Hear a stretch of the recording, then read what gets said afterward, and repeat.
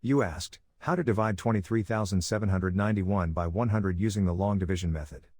2 is too small. 23 is too small. Use 237.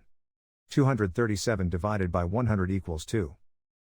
2 times 100 equals 200. 237 minus 200 equals 37. Bring down 9, making 379. 379 divided by 100 equals 3. 3 times 100 equals 300.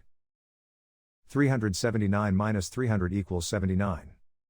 Bring down 1, making 791. 791 divided by 100 equals 7. 7 times 100 equals 700. 791 minus 700 equals 91. The remainder is 91. The final result is 237, remainder 91.